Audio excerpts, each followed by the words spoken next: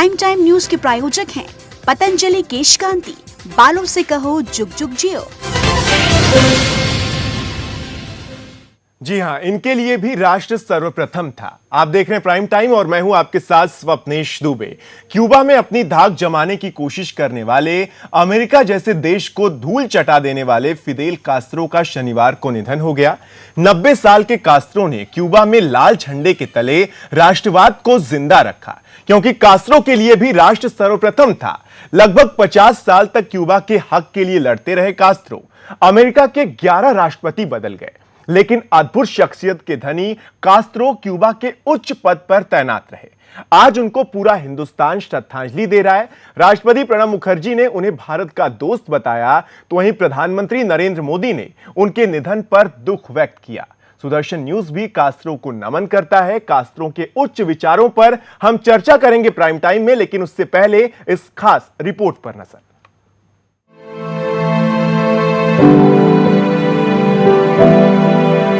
अमेरिकी साम्राज्यवादी नीतियों के विरोधी और क्यूबा स्वाभिमान के लिए जीने मरने वाले फिदेल अब इस दुनिया में नहीं रहे। 90 साल की उम्र में उन्होंने अंतिम सांस ली, लेकिन जब तक उनकी सांसें चलती रहीं, तब तक उन्होंने क्यूबा के लोगों के जीवन स्तर को ऊंचा उठाने के लिए संघर्ष किया।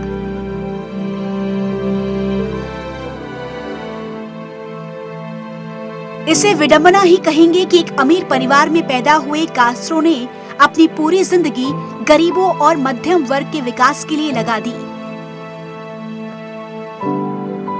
क्यूबा की क्रांतिकारी के जरिए अमेरिका समर्थित फुलेंगिको बस्तिता की तानाशाही को उखाड़ फेंक सत्ता में कास्त्रो क्यू आए और उसके बाद क्यूबा के प्रधानमंत्री बने। 1965 में वे क्यूबा की कम्युनिस्ट पार्टी के प्रथम सचिव बन गए और क्यूबा को एक दलीय समाजवादी गणतंत्र बनाने में नेतृत्व किया।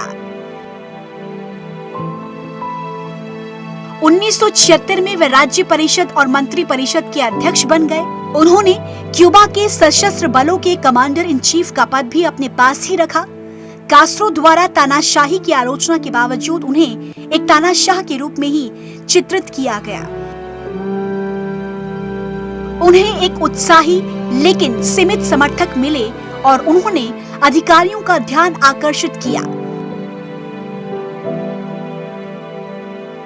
उन्होंने मोनकाडा बैरकों पर 1953 में असफल हमले का नेतृत्व किया, जिसके बाद वे गिरफ्तार हो गए। उन पर मुकदमा चला, वे जेल में रहे और बाद में रिहा कर दिए गए।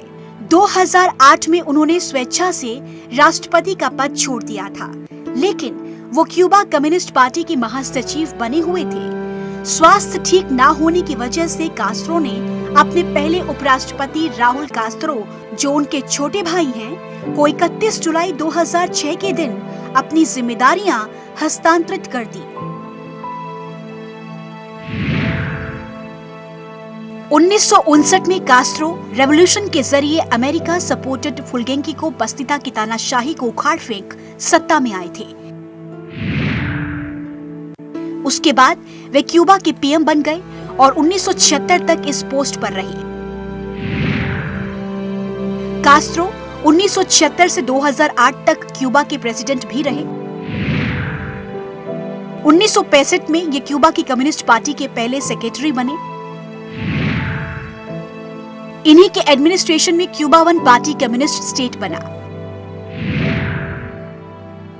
फिदेल का दावा था कि 634 बार उनकी मौत की साजिश रची गई। ये साजिश मुख्य रूप से अमेरिकी सेंट्रल इंटेलिजेंस एजेंसी के द्वारा रची गई थी। उनकी जान लेने के लिए जहरीली दवाओं, जहरीले सिगार, विस्फोटक और जहरीले पाउडर इस्तेमाल किए गए। 1960 के दशक में दोनों के बीच रिलेशन टूट गए। 1959 में कम्युनिस्ट रेवोल्यूशन के बाद अमेरिका ने क्यूबा पर बैन लगा दिया। 2014 में ओबामा ने दोनों देशों के बीच इकोनॉमिक और डिप्लोमेटिक रिलेशन सुधारने की बात कही। अगस्त 2015 में अमेरिका ने क्यूबा में अपनी एम्बेसी फिर से शुरू की। सितंबर 2015 में क्यूबा ने अमेरिका में एम्बेसी फिर से शुरू की। 1926 क्यूबा के साउथ ईस्टर्न प्रोविंस में जन्म हुआ। 1953 क्यूबा के अमेरिकी सपोर्टेड प्रेसिडेंट फुलगेंकियो बस्तिता के खिलाफ आवाज उठाई, बाद में इन्हें अरेस्ट कर लिया गया। 1955 एमनेस्टी डील के तहत जेल से रिहा। 1956 अर्जेंटीना के नेता चे गुवेरा के साथ सरकार बस्तिता सरकार के खिलाफ गुरिल्ला जंग छिड़ी। 1959 बस्तिता को हराया और क्यूबा के पीएम बने। 2008 बीमारी की वजह से प्रेसिडेंट पद छोड़ा और अपने भाई राउल कास्त्रो को सत्ता सौंप दी। 1976 क्यूबा की नेशनल असेंबली ने प्रेसिडेंट चुना। कास्त्रो के कारण भारत क्यूबा के रिश्ते भी बेहतर रहे, क्योंकि भारतीय स्वाभिमान की वे हमेशा तारीफ करते थे। पूर्व पीएम इंदिरा गांधी को वे बड़ी बहन मानते थे, क्योंकि तत्कालीन राजनीतिक परिस्थितियों में वे कास्त्रो के स्वाभिमान की तारीफ किया करती थी। कास्त्रो के निधन से स्वाभिमान के साथ आगे बढ़ने वाले देशों के नेताओं को गहरा धक्का लगा है। और इसी पर हम चर्चा करेंगे कि इनके लिए भी राष्ट्र सर्वप्रथम था। राष्ट्रवादी विचारधारा फिदेल कास्त्रो में भी देखने को मिलती थी। वरिष्ठ पत्रकार पीयूष पंत साहब हमारे साथ जुड़ गए और हमारे वरिष्ठ सहयोगी दिवाकर विक्रम सिंह जी भी हमारे साथ न्यूज रूम से जुड़ गए। आप दोनों से पहली प्रतिक्रिया में चाहूंगा सर, सवाल यह है कि क्या फिदेल कास्त्रो का निधन एक एरा का अंत है, क्योंकि वो अपने आप में एक एरा थे। 50 साल का ये पूरा संघर्ष था। पहली प्रतिक्रिया पीयूष जी आपकी। देखिए, मुझे लगता है कि इतिहास का अंत हो गया है। एक समाजवाद का परचम उठाने वाला जो एक इतिहास था, जिसमें आप फिदेल कास्त्रो को देखते हैं, चे गुवेरा को देखते हैं, और अभी कुछ साल पहले तक जो है आप ह्यूगो चावेज को देखते थे। तो ये सारे लोग जो हैं, ये जिस परचम को उठा के चल रहे थे और मजलूम लोगों, गरीबों के खिलाफ जिन्होंने लड़ाई संघर्ष किया था, जिन्होंने अमेरिकी साम्राज्यवाद के खिलाफ अंत तक संघर्ष करते रहे जो लोग, मुझे लगता है फिदेल कास्त्रो एक ऐसे स्तंभ बचे थे जिनके अब निधन के बाद ये पूरा का पूरा एक इतिहास जो है, एक मुझे लगता है उसका अब पटाक्षेप हो गया है। और जो लेकिन जिस इतिहास को लगातार जो है आने वाली पीढ़ियां भी याद करती रहेंगी। जी, तो साफ तौर से पीयूष पंत का ये कहना है कि इतिहास का अंत है, सिर्फ एरा का अंत नहीं है। दिवाकर जी, आप कितना सहमत हैं? आप इसे किस तरह से देखते हैं? क्योंकि ये एरा का अंत भी कहा जा रहा है। तमाम रिपोर्ट्स में पढ़ रहा था, उसमें साफ तौर से ये बताया गया कि 50 सालों का संघर्ष जो है फिदेल कास्त्रो के साथ आज उनके निधन के साथ एक एरा की समाप्ति के तौर पर भी देखा जा रहा है। स्पष्ट कर देना चाहता हूं कि हमारे वरिष्ठ सहयोगी पंत जी ने जो कहा वो बिल्कुल सही है। एरा का अंत तो हुआ ही हुआ है, लेकिन एक बहुत बड़ा वैक्यूम आ गया है। वास्तव में आत्म स्वाभिमान के लिए जो लड़ाई है, कैसे लड़ी जाती है, एक व्यक्ति के तौर पर नहीं बल्कि एक राष्ट्र के रूप में, वो फिदेल कास्त्रो ने दिखाया था। और वो कई उन देशों के लिए एक मिसाल थे जो वास्तव में कहीं न कहीं किसी मुद्दे पर, किसी विचारधारा से प्रभावित होकर के अपने आप को बदलने के लिए मजबूर किए जाते रहे। तो वास्तव में वो मजबूर नहीं थे। उन्होंने एक मजबूत देश, एक मजबूत राष्ट्र के रूप में क्यूबा को प्रस्तुत किया था, और इसके लिए उन्होंने उन सब राष्ट्र देशों का सहारा लिया, जिसका वो सहारा लेकर के अमेरिकी साम्राज्यवाद का मुकाबला कर सकते थे। तो अमेरिकी साम्राज्यवाद का मुकाबला कर सकते थे, उन तमाम देशों का भी उन्होंने साथ लिया। तो दो प्रतिक्रियाएं निकलकर सामने आई हैं, इस पर डिटेल में हम बात करेंगे एक छोटे से ब्रेक के बाद। तो आप देखते रहिए प्राइम टाइम, और इसमें जो अहम बात है वो आपको समझनी होगी कि एरा ही नहीं, इतिहास खत्म हुआ है। एक छोटे से ब्रेक के बाद।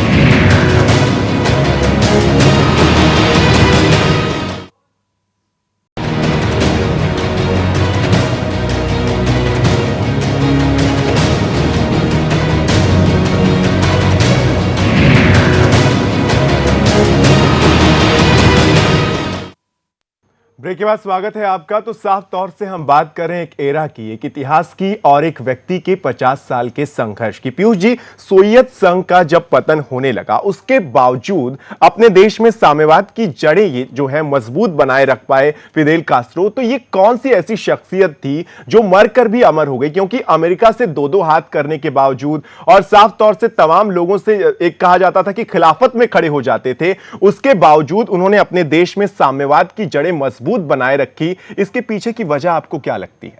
देखिए, इसके पीछे की वजह ये थी, उनका एक तो संकल्प शक्ति, दूसरा जो वहाँ के जो अपने देश के गरीब हैं, अपने ही देश के नहीं, पूरी दुनिया के जो गरीब हैं, उनके उनके उनके पक्ष में खड़े होना, और इस समाजवादी और ये साम्यवादी विचारधारा के लिए जो लोग संघर्ष कर रहे थे, उनको भले ही आप उनके अपने देश में लोगों की उतनी ज़रूरतें बहुत ज़्यादा थी, फिर भी आर्थिक स्थिति बहुत अच्छी नहीं थी क्यूबा की, फिर भी उन्होंने कई अफ्रीकन देशों में जहाँ की जो लोग संघर्ष में लगे थे, जो अमेरिका परस्त जो सरकारें थी, उनके खिलाफ जो भी वामपंथी ताकतें जो वहाँ पे संघर्ष कर रही थी, उनको उन्होंने मदद पहुँचाई। तो एक तो उस आइडियोलॉजी में विश्वास था, समाजवाद में, क्योंकि देखिए आप अभी जो आपके यहाँ चल रहा है कि राष्ट्रवादी, लेकिन राष्ट्रवादी उस तरह से नहीं थे, वो समाजवादी थे, और समाजवाद में उनका पूरा विश्वास था।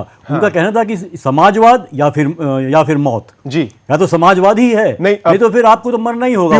इस पर मैं मैं ये कहना चाह रहा हूँ कि ये विश्वास था उनका इस विचारधारा पे, जो विचारधारा गरीबों के लिए शिक्षा, स्वास्थ्य की दरकार करती है, उस पे था सर उनका विश्वास। और दूसरा जो उनके अंदर एक कॉन्फिडेंस, आत्मविश्वास था। देखिए लगातार आप देखिए, जब वो चले गए थे मैक्सिको में, गोरिल्ला वारफेयर करते थे, ठीक है, और उसके बाद वो आए और उनको चे गुएवारा मिले वहां पे, ये लोग आए यहाँ पे, और इन्होंने पूरा तख्ता पलट किया, पूरी सरकार को बदला और सत्ता में आए। तो ये एक विश्वास जो उनका लगातार रहा, और जो अमेरिकी औपनिवेशवाद के खिलाफ एक उनका जो था, और वो मादा था भिड़ने का। देखिए लास्ट तक वो जो है अमेरिका के खिलाफ जो है, ये जो सारे गुण पीयूष जी जो आप ये बता रहे हैं, ये राष्ट्रवाद में भी देखने को मिलते हैं। क्यूबा का प्राइड है, ये अपने आप में एक अहम बात थी कि स्वाभिमान के लिए, अपने देश के लिए स्वाभिमान के साथ खड़ा होना, ये राष्ट्रवाद की पहचान नहीं तो और क्या है पीयूष जी। इसीलिए ये हमने दिया है कि उनके लिए भी राष्ट्र सर्वप्रथम था, और जिस भी व्यक्ति के लिए राष्ट्र सर्वप्रथम होगा वो राष्ट्रवादी कैसे नहीं होगा। उनके लिए जनता सर्वप्रथम थी, उनके लिए जो है क्यूबा की जनता सर्वप्रथम थी, उनके लिए लोग, गरीब लोग सर्वप्रथम। देखिए राष्ट्र किसका बनता है, राष्ट्र किससे होता है जी, लोगों से होता है। तो आप राष्ट्रवादी उन्हें नहीं मानते? राष्ट्रवादी उस सेंस में नहीं मानता जिस सेंस में बहुत से देश अपने को राष्ट्रवादी बताते हैं जी, लेकिन वो राष्ट्रवादी नहीं थे। वो जो थे कि राष्ट्र, देखिए फिर राष्ट्र में क्या होता है कि वो, हाँ, जहां तक वो संप्रभुता मानते थे क्यूबा की, उसके लिए वो लड़ते रहे, तो हम कह सकते हैं कि वो राष्ट्रवादी एक सेंस में थे, लेकिन वो जनवादी व्यक्ति थे, वो समाजवाद में विश्वास रखते थे, और वो पूरी दुनिया में चाहते थे कि समाजवाद का परचम लहराए। चलिए ठीक है, इससे पहले दिवाकर जी से भी मैं इस पर प्रतिक्रिया ले लेना चाहूंगा। दिवाकर जी, पीयूष जी ये कह रहे हैं कि वो जनता में विश्वास रखते थे, आप दूसरे सेंस में राष्ट्रवादी जरूर कह सकते हैं, लेकिन उनका पहला जो विश्वास था वो जनता में था, और जनता से ही राष्ट्र बनता है। तो उस तरह से पीयूष पंत जी इसको बताने की कोशिश कर रहे हैं। दिवाकर जी।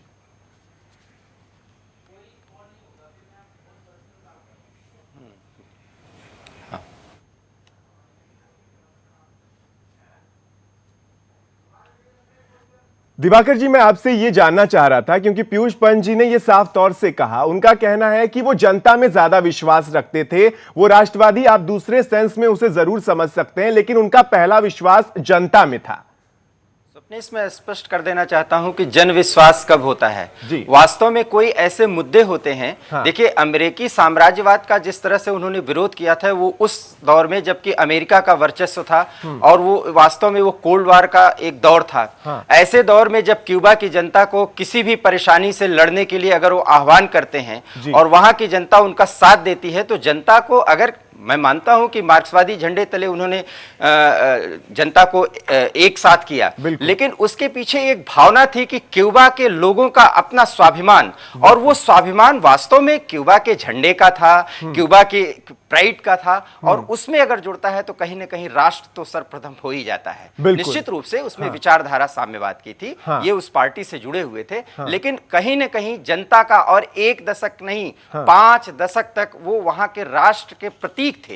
एक प्रतीक पुरुष के रूप में अगर वो स्थापित होते हैं, वहां की जनता जो है उनके लिए, अमेरिका से लड़ने के लिए अगर भूखे रहने को तैयार होती है, तो कहीं ना कहीं वो भावना तो प्रभावी होती है। इसलिए क्यूबा में एक राष्ट्रवाद पनपा, और उसमें मार्क्सवाद वहां पर चलता रहा। तो इसमें यह नहीं कहा जा सकता कि वहां पर राष्ट्रवाद जैसी चीज नहीं थी। ठीक है, इस तर्क से आप पीयूष जी कितना सहमत हैं? इसी वजह से हमने ये लिखा है कि इनके लिए भी राष्ट्र सर्वप्रथम था, कास्त्रो के लिए भी, क्योंकि दिवाकर जी ने जो कहा उनका यही तथ्य है कि जब प्राइड के लिए आप मरने मिटने के लिए तैयार हैं, जब आप एक आवाज पर उपवास कर सकते हैं अपने देश के लिए, तो वो राष्ट्रीयता का ही है, राष्ट्रवाद की ही एक तरह से। देखिए मैं आपको यहाँ पे कहना चाहूंगा कि मैंने पहले भी आपसे कहा था, वो उनका सिर्फ जो ध्यान था वो सिर्फ क्यूबा पे नहीं था।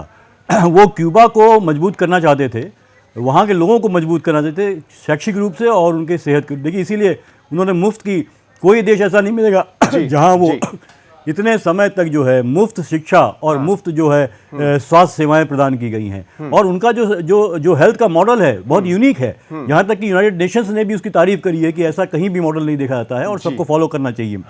तो लेकिन मैंने आपको जैसे पहले बताया था, उन्होंने साथ साथ उन लोगों की का भी साथ दिया जो विश्व में, पूरे दुनिया के अलग क्षेत्रों में, खासकर अफ्रीका में जहाँ गरीबी थी, जहाँ पे भुखमरी थी, उन लोगों की लड़ाई को भी समर्थित। तो वो अपने देश तक ही कन्फाइंड नहीं थे, बिल्कुल वो उन सारे लोगों के साथ थे जो अलग अलग हिस्सों में जो है हर दुनिया के हर हिस्सों में जो है अमेरिकी उपनिवेशवाद के खिलाफ, डिक्टेटरशिप के खिलाफ लड़ाई लड़ रहे थे, वो उन सब के साथ थे। तो उस तरह से देखिए राष्ट्रवाद तो होता है जो आप अपनी आइडेंटिटी को इस्टेब्लिश करता है और जो है उसमें एक मिलिटराइजेशन शामिल होता है, जो वहाँ पे जो है कि वो ज़्यादातर जो है कि वॉर में विश्वास करता है पूरा का पूरा। ठीक है, तो कैप्चर करने में अपने। लेकिन आपने अभी पीयूष जी आपने ही अभी कहा कि संप्रभुता को लेकर तो आप मानेंगे ना कि वो संप्रभुता तो देखिए सबकी होती है, चाहे वो राष्ट्रवादी हो ना हो, कोई भी देश है वो अपने को संप्रभु होता है, राष्ट्रवाद वो संप्रभु होता है। ये राष्ट्रवाद का लक्षण नहीं है, संप्रभु हर देश है। अगर वो राष्ट्रवादी नहीं भी है तो उसकी संप्रभुता सर्वोपरि होती है। ठीक है, भारत के साथ रिश्ते जो रहे वो क्यूबा को लेकर जो भारत के रिश्ते थे वो अपने आप में खास थे और इसीलिए निधन के बाद प्रधानमंत्री नरेंद्र मोदी, राहुल गांधी की ओर से भी ट्वीट किए गए और दुख जताया गया, शोक व्यक्त किया गया। राहुल गांधी की ओर से भी ये ट्वीट किया गया, शहनवाज हुसैन बीजेपी के प्रवक्ता की ओर से भी संवेदनाएं आपको बता दें कि दुख जताया गया। और साथ ही नरेंद्र मोदी, प्रधानमंत्री नरेंद्र मोदी ने भी ये साफ तौर से कहा कि हमारा दोस्त ये राज्य था।